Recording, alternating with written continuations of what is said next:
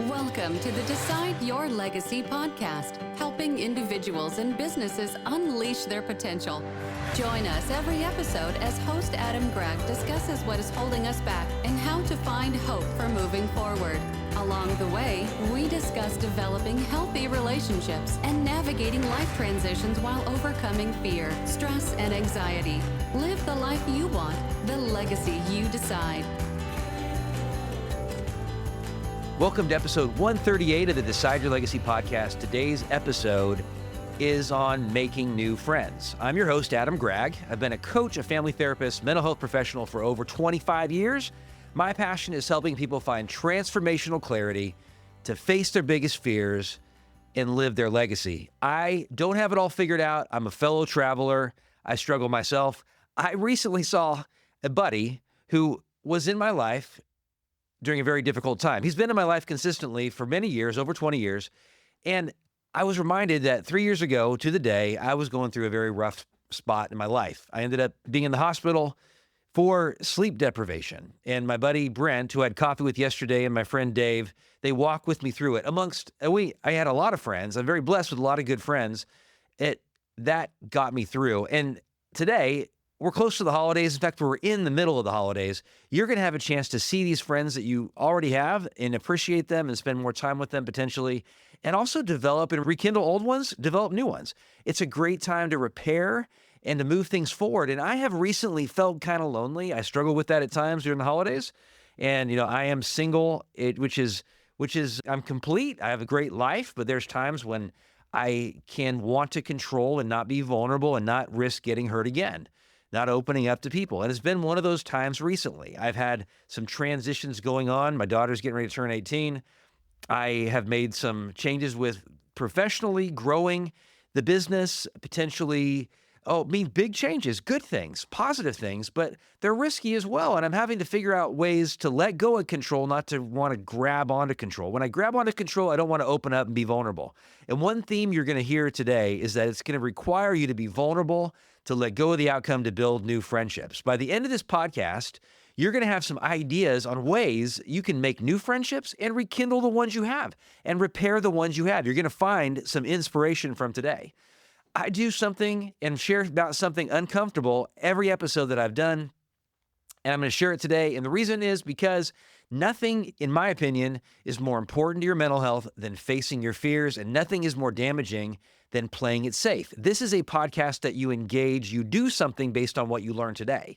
So what I did is I spontaneously asked somebody to get coffee with me and didn't know me, and I did that in California at Thanksgiving when I was out there visiting family. It was really cool. I'm surprised it worked out, connected with a good person. It was fun. This topic of building friendships and connections, as you know, is so important to me. And one of the main reasons is because it's so highly connected to your quality of life. I want you to start with an action right now. I want you to think about something. Who is the newest friendship that you've built? And how did it come about? Was it through work? Was it because you reached out to somebody you hadn't talked to recently? Was it somebody that was a stranger that you met, or you took advantage of an opportunity to go to an event and you met somebody and then you connected with somebody you didn't really think you would? Or maybe you haven't made a new friendship in years and years. I can talk to people that haven't made a new built a new friendship in over 10 years. It's not that incredibly uncommon, especially when you're an adult. We have tons of opportunities, but we aren't necessarily around people with as much free time, I would say, or it's just different as an adult, but I don't think that's an excuse whatsoever. My opinion is that it's different as an adult than when you're younger, but it's as plentiful because people are as wanting and desiring of connection as ever before. So it's so many opportunities out there, and you may have these negative things going through your head like they don't have time for me or I'm a burden, but I'm going to challenge you today to let that go and to see the potential in building new friendships. It's going to mean not playing it safe. It's going to mean being vulnerable, as I've shared. And why do you want to do this? I mean, think about it. You're going to have, with friendships, hope in situations, and find hope in situations that may seem hopeless. That's what I had from Brent and Dave and Brian and Nate and all these people that have encouraged me in my life over the years. You're going to see and find help and see your current situation more accurately. Perspective is going to remind you of your potential when you lack confidence. It'll inspire you to persevere when you want to give up. It'll help you lighten up and enjoy life. When you're struggling to do so, it'll help you find practical solutions to problems, creative solutions when you didn't really even see those solutions out there. Such a fun thing. It's going to help you make progress in your life. And there's three more big reasons why you want to make new friends and connect and rekindle and build the ones that you have. So reason number one is that it's going to make you resilient to depression, to anxiety, to fear. It's going to help you to see you're not alone in this journey called life, that you have people who want to walk alongside of you, that you can handle situations with other people much better than trying to go it alone. Famous study that I've shared with you before, if you listen to this podcast, where they put a monkey in a cage and terrify the monkey with loud noises and fire and gongs and water and just this poor, terrified monkey. Then they reproduced the study again and again. They put a monkey's buddy in the cage, loud noises, fire, shaking the cage, and the monkey's cortisol level has decreased significantly because they have a buddy in their cage. We all need these monkeys in our lives, and to find them. I fear rejection. I fear people judging me. I don't want people to look down on me. I look at people and say, well, they're going to think I'm this and that and whatever. I struggle with that every day. But if I'm aware of it and know it through my friendships who remind me of that, then I can handle those negative mindsets much better, which prevents me from getting in an anxious state and prevents me from getting into a cycle of depression. It decreases the tendency to become depressed and anxious because partially because when you engage new people and meet new people, you're being brave, and bravery shows you that you can handle the difficult things in the future. Even if these situations, when you reach out, doesn't go as you would have hoped, because you're the one, you're choosing to reach out. So the action of choosing to go ahead and connect with other people, even if it doesn't work out, it makes you resilient towards depression. That is an amazing thing. I asked a friend recently, last minute, to pick me and my daughter up at the airport. I asked for help, and it was uncomfortable. I should have asked a few days in advance. We got in, our plane landed, and I think it was a couple hours before, maybe 3 or 4 hours before that, I asked for somebody to pick me up. It was great. He came by. It was really cool. Said yes, obviously. Had a great time just connecting on the way back home with our luggage. Saved me some money, all that. So when I connect with other people, it gives me a sense of energy. I connected with a friend, Alan, over the weekend, and a friend, Ben, over the weekend. It helped me to actually see that I'm not alone. And especially when I feel so controlling and anxious and I want to be stuck. I mean, it's like I want to isolate. I'm tending towards being anxious, tending towards depression. That's the time when I want to reach out.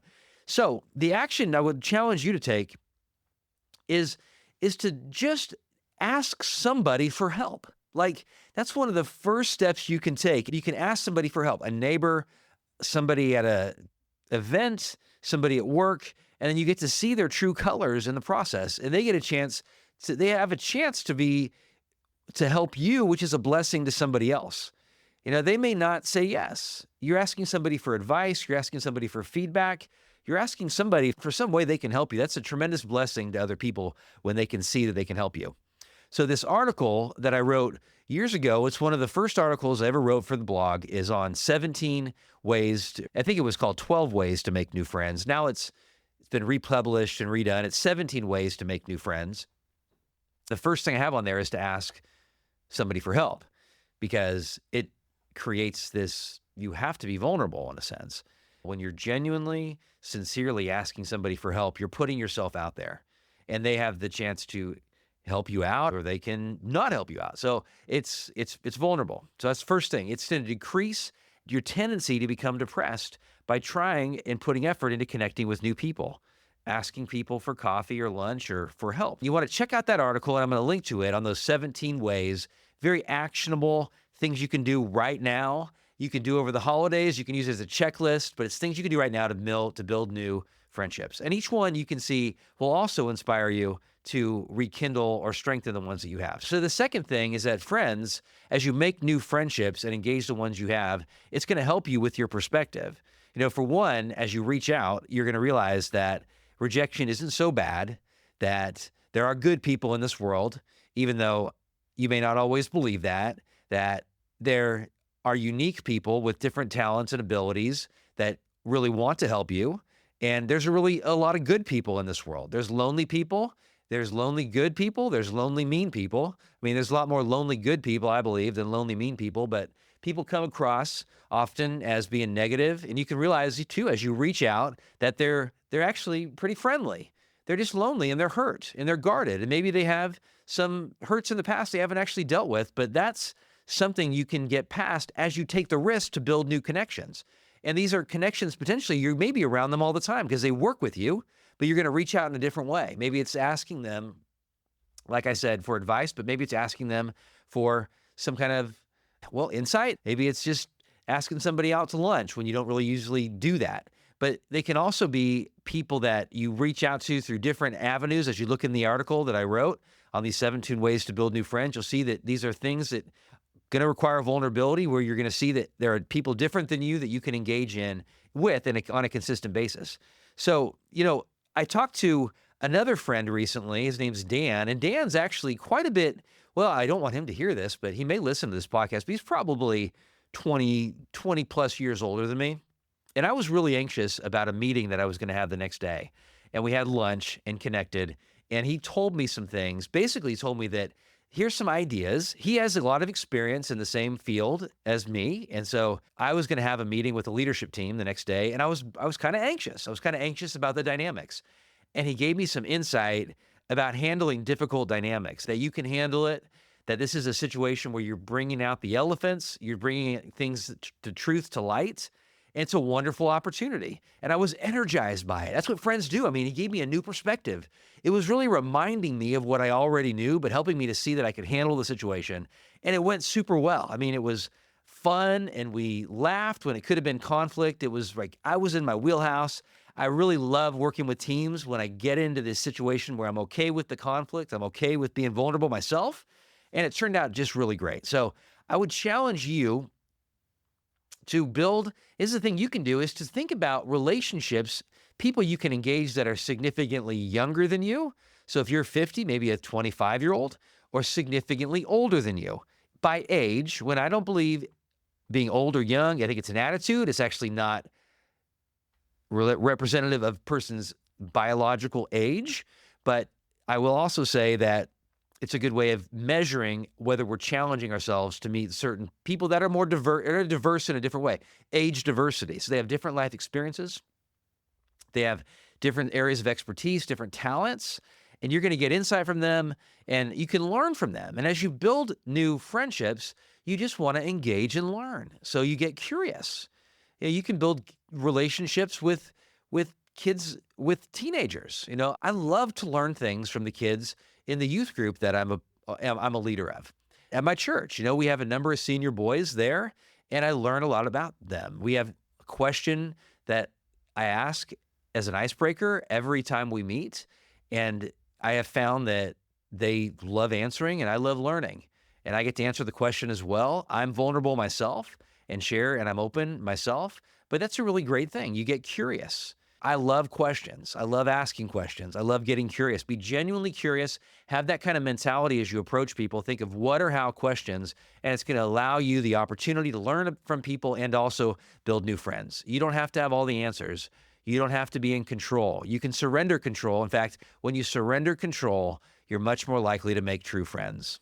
I'll challenge you to make true friends that are older or younger than you, and the ones that are the same age as well. But that's just a challenge for you. So if you found this podcast helpful, there's a whole section in my mini course, Shatter Up Yourself Light, on building true friends. And so you can hit the link to get the free mini course right here. There's 7 different sections, 7 steps to a giant leap in your mental health. And you can also purchase the full course. So if you've already gone through the light mini course, you want the full version, it is available for purchase right now, a soft launch. You're going to love it. You're going to want to go through it with a partner, a spouse, a friend, a group. Check it out. Hit the link below. Third main reason why you want to build and make true friends, reach out, connect, is because they're going to help you reach your goals. Because they're going to hold you accountable as you make friendships, as you rekindle the ones you have. It sounds selfish to say, well, I'm going to build new friendships so I can reach my goals, but it's really not, because you're going to help them reach their goals along the way as you connect. They're going to provide accountability.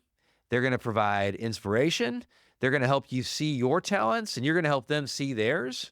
They're going to help you get your vision in check because they're going to give you feedback on that vision that you've set. If you take the risk to share your vision, then you got to be willing to get some feedback. As I asked you at the very beginning, that action you could take, the one new friend that you've made and how you met them, have you shared your goals with that person? Have you shared your vision with them? Because that's going to be one of the things that I would say is required for you to really truly say you have a true friend. You're going to be wanting to share that vision with them. You're going to trust them enough to say, here are my goals over the next year, and how can you help me? And how can I help you? I've been a part of support groups at times. I was when I first got divorced, and those were helpful to me. I made some friendships, some connections I still have. It would be good for me to go back. You can go back to these things. I recently had a guy in our legacy group, because the legacy group is an avenue to make new friends, to build new friendships. We're going to start a brand new legacy group. There's a very limited number of slots available. You can hit the link to get involved. It meets at my office. We meet twice a month for 3 months. Recently, we had a reunion for the first 2 legacy groups, like Legacy Group Alpha and Beta, and we're going to have the third one again starting soon. But one guy who was in the legacy group shared about how this group inspired him to be assertive with one of his parents. And there was a difficult situation on Thanksgiving, and he opened up related to this parent and said it bothered him, and that parent apologized. And he was very emotional about it because, for one, to me, I felt like he was expressing he got courage from these relationships that he had built, and he got courage through a group coaching process, and that he took the step, and the outcome was actually really cool. And he could even identify that even if his parent didn't apologize, he would have still found it worth taking that step. So you reach out to people and you connect, and they're going to help you reach your goals because you're going to see that they have goals as well, and you can help them reach their goals as well. An amazing thing, but you have to be willing to be vulnerable about what you're wanting to achieve in your life. So one of my friends today texted me. He doesn't live here, but he shared with me about a specific challenge that he's having, and it's related to relationships. And he said to me something like, why do I have so much trouble following through in relationships? It's like I drop the ball and I'm not consistent. I don't stay committed. And we're going to talk about it. I didn't even know what he was actually referencing, but I was really encouraged to see that he had done that during the day, during his work day. And I texted him back, and we're hopefully going to talk about it tonight. And it's really cool because I'm thinking he's being vulnerable with me. I'm going to help him reach that goal because he's expressing a goal in his life. And then I've told him about some goals that I have. And it's a friend that I talked to recently about my tendency to not want to be vulnerable. And it comes out sometimes, and I shared actually with some people about a tendency that I have to want to control. I have a lot of different transitions going on in my life. I shared that, making some cool big changes with professionally. My daughter's turning 18. I'm trying to change my role as a dad. I mean, I know I'm still important, and I know it's very significant to be a father, even of an adult daughter, but there's times when I can struggle, and I've never done this before. So when I struggle like this, I found myself wanting to use this Zen nicotine again. I haven't used it since January, and I find myself wanting to just kind of numb because I have this stress going on in my life. It'll be a year in end of January since I've had any. And so, but I'm just feeling that draw right now big time. But instead, what I did when I was stressed out on Wednesday is I asked some people for advice in parenting, and parenting as my daughter gets older. And that was really cool because I got some great feedback and encouragement. And then I shared today with a friend about my, all these changes. And then I start thinking they can go bad and, things can fall apart because it's transition and I don't know what's going to happen. It's like I'm pushing through to the next level. So I don't know what's on the other side. I mean, that's the whole reality, is that when you're vulnerable, you don't know what's on the other side, but you're willing by faith to trust that it's good. And so you're willing to keep taking those steps forward. So these transitions and changes professionally, the stuff with my daughter, the stuff with making new friendships, the stuff with dating, the stuff with just connecting with new businesses, doing things differently, professionally, bigger. Professionally, it's pushing through a barrier. It's like a ceiling that I'm going through, and then I want to just hide out and isolate. But instead, I'm talking about it. I'm talking to you about it. This is my accountability to you. So you're helping me reach this goal as well, that I don't want to fall back in these unhealthy coping mechanisms that I've had in the past, that isolation kind of thing. So in review, 3 big reasons that actually, let me give you one action you can take. So an action you can take is to share your vision with somebody else. So think about this friend that you identified, or think about somebody in your life you can share your vision with, or somebody you're starting to build a friendship with. Well, share some of your goals with them. Share some of where you want to be in 10 years or 5 years or 1 year with them. That'll show that you're trying to build more of a connection because it takes some level of vulnerability. Don't share your goals and your vision with people who you know aren't trustworthy because they're going to help sabotage your goals and throw water on the fire. I mean, that's not who you want to reach out to. If you believe there's a chance of cultivating a good, healthy friendship, well, be vulnerable enough to share your vision and your goals. So 3 reasons that I would challenge you to make new friends and to really treasure and build the ones that you have and rekindle the ones that you have. One is it's gonna really decrease the tendency to fall into addictive patterns. It's going to decrease the tendency to get depressed and anxious, and it's going to help you tremendously in the process. 2 is it's going to significantly give you different perspectives on your life, opportunities you didn't see that you had, things that you feel like you could experience that you didn't even know that were options for you. It could even increase professional options for you. You'll manage your lifestyle better, your health better, new perspectives, hope, opportunity, all that good stuff right there. It's going to give you that. Good, true friends give you that. And it's also going to help you reach your goals because you're sharing where you want to go and your people around you are going to help you take the steps to get there. The good friends are going to help you get there. Thing to think about here is if you found this helpful, check out Shatterproof Yourself, the full version. You can purchase it now, 7 steps to a giant leap in your mental health. Step 7 is on building true friends. So I go through power action worksheets, go through whiteboards that I love to show to clients and have for 2 decades. You're going to see all that there. You watch the videos, the worksheets, complete it. Go through it with a friend, your team. You're going to find it extremely helpful. Hit the link to purchase Shatterproof Yourself, 7 small steps to a giant leap in your mental health. So in closing, what is an insight that you gained from today? You gain information turns to insight and inspiration, then it turns into action. So let's take that thing that's an insight from today. Maybe it was that you want to share your vision with somebody. Maybe it is that you see opportunities to meet new people that you're not taking advantage of. What is it? I want you to commit to taking that action today. By the end of the day, an okay plan is 100 times better than a perfect plan you do nothing with. So what resonates with you today, put it into action. Check out and hit the link, 17 ways to make new friends. That can be one of the actions you take. That's easily a great action for you to take, is to hit that link, check out that article, download it, check it out, and then circle one of the actions on there for making new friends. It can be something you can take action on today as well. So I'm going to sign off the way that I always do. Make it your mission to live the life now that you want to be remembered for 10 years after you're gone. You decide your legacy, no one else. I appreciate you greatly, and I'll see you next time. This show is part of the ICT Podcast Network. For more information, visit ictpod.net.